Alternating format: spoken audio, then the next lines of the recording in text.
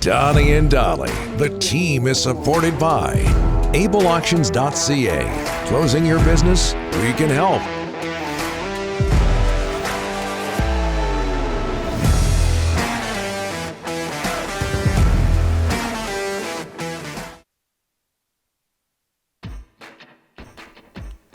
Farhan Lalji, TSN, joining us in a matter of moments. A reminder that Donnie and Dolly is brought to you by Able Auctions, and here he is, Farhan Lalji, TSN Canucks in Chicago tonight.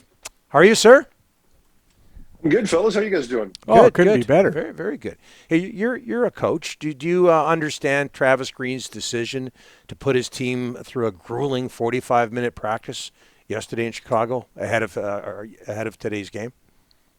Yeah, I do, truthfully. I think you want to send a message, and it's important you send that message early in the season.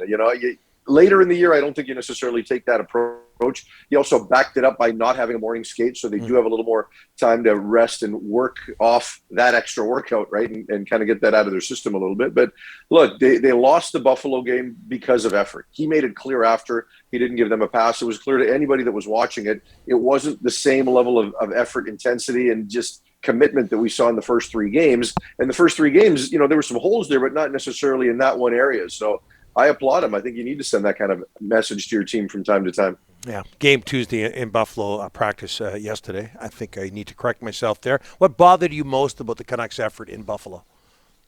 Well, they just weren't skating. And, I think Buffalo is a good skating team. So it's very easy to suggest that, well, part of this was just Buffalo, and it was. But at the end of the day, I think the Canucks just didn't skate. We saw the problems that we saw a year ago, and I think that's most troubling to Canuck fans. The puck management was just awful, especially in the neutral zone, right? They didn't defend well. They didn't make smart decisions, and those are the things fans don't want to see, right? I mean, ultimately, if this team doesn't have enough scoring talent, or if it's a personnel issue, you can live with it on certain levels, but the types of things that really hurt them last year were controllable issues, and they just have to show that they're going to play the game differently. It doesn't necessarily have to lead to completely different results, but their process has to be different. We were told they were going to be better at both ends of the ice. They brought in coaches to back that up, and we just didn't see that. We've seen it in the first three games. They didn't get run out of the rink against a very fast Edmonton team, but they did against a fast Buffalo team, but not nearly the level of the teams they played in those first two games. Our poll question is around Elias Pettersson, Farhan. 1 goal, 1 assist, 2 points, 4 games. A lot of people concerned. A lot of people aren't. Where are you? I'm not concerned. I think this guy's a talented player, but I thought a year ago we saw some hiccups early on in the season, right? I don't think he was as dynamic. I don't think he possessed the puck as much. I think there were some things in his process that we didn't normally see, and I think it got masked over by the fact that he hit a lot of posts and crossbars at the beginning of last year, and everyone said, look, if that just takes care of itself, we don't have a problem here. I think that his scoring touch is going to take some time. He's got the wrist injury. He missed a lot of time last year. I do think that'll take a bit of time, but I'm not too worried yet. I mean, if we're having this conversation in January, you might get a different tone, but he's got a new contract, and that sometimes in some players' cases it takes away their hunger and it takes away their just motivation. And I just don't think that's the case with this player. I think it's just early season, and I think we're going to find the best of Elias Pettersson very quickly here. I'm not worried about him, but I'll tell you who I'm worried about is the BC Lions. 1-4 at home, 1-5 in their division, 150 yards passing last home game. I mean, you have this new owner.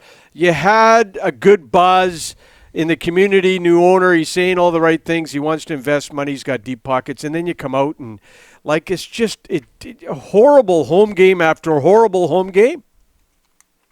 Yeah, look, I can't argue with that. And these last two home games have been really, really poor. And they're playing arguably the two best teams in the league. But that shouldn't be a pass, right? I think they need to compete at a different level.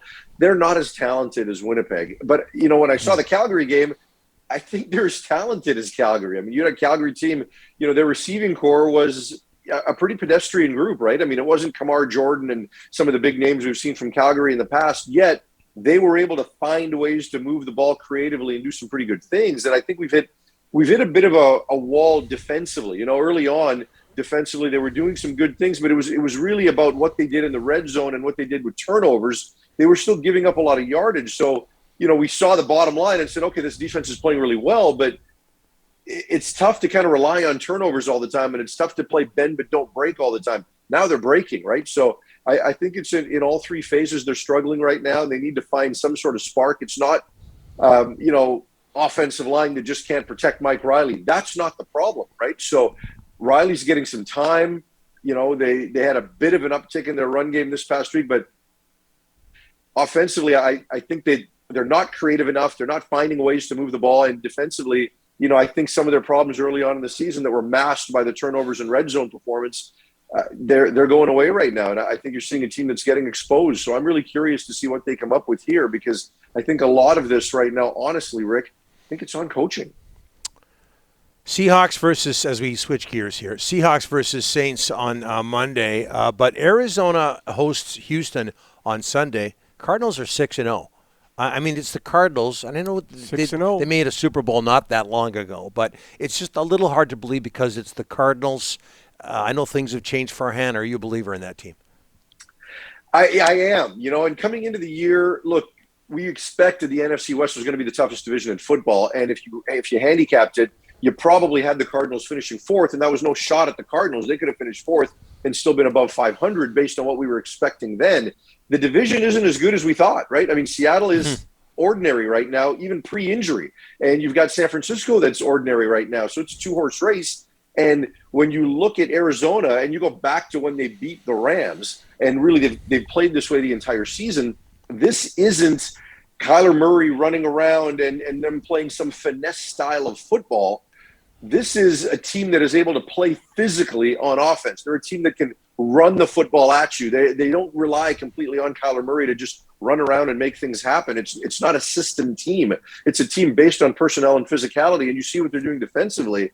I'm really impressed with them on the defensive side of the ball as much as anything that they're doing right now. So, yeah, I'm a believer. I think this team in the NFC is absolutely going to challenge to get back to the Super Bowl. I think they're going to give the Rams, the Bucks, and anybody else that thinks they're a contender, the Packers, they're going to give them an absolute run for their money. I think when you look at their schedule as well, the way it plays out, we were talking about this on our show with Moj the other day. I mean, this is a team that they could go 14-3, Donnie. Like, 6-0, I don't think they're going to go unbeaten. But when you look at their schedule and the way it shapes up right now, when you talk about Houston this week, this team, the over-under on them at the start of the year was 8. They could hit 14.